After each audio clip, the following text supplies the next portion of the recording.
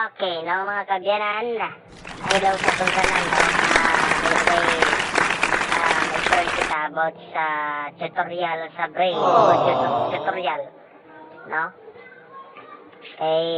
Sa sunod, kasi ko naka-video tutorial lang kita, about minutes, no? Nagamo na sa namang course, kung siya, o kung ng mga kaupdanan na akong blind karon nga nag-monitor dire, or na ako yung mga kanang mga kauban ba, no?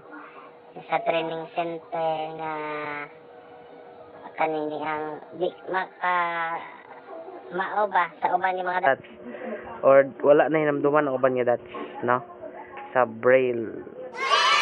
Sa ako lang naibawaan, sige kay tudloan ta mo kung unsaon siya or unsa siya.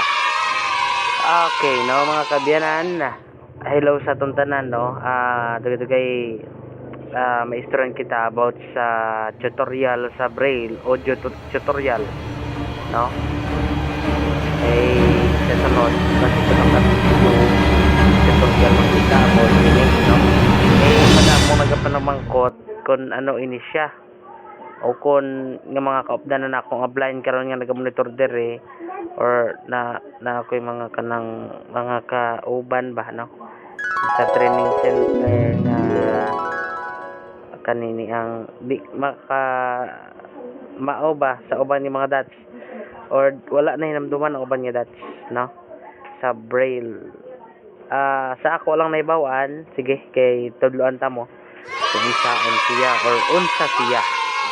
Kini siya, mga kabyanan, ang braille ginagamit ni siya sa mga kanang mga blind bitaw nga di na makaya mo suwat, no, or di na makaya mo suwat sa kanang normal school or formal school ang ginatawag nila, no, sa mga kailungguan naton nga gamonitor nga mga ka PWD naton nga mga ka blind na, no, mga ka abyanan naton nga nagamonitor karon. So ini ang braille, tudloan ta kamo kung ano ang mga dots nga nahibalan ako, kaya ako naka-eskwela man ko braille bisan gamay, mga kaabyanan. So tudloan ta kamo sa mga pamaagi bisan gamay.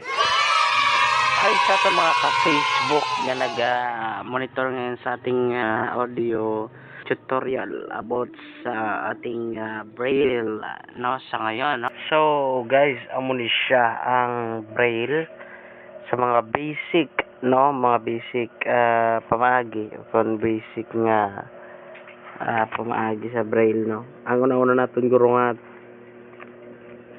nga unahon sini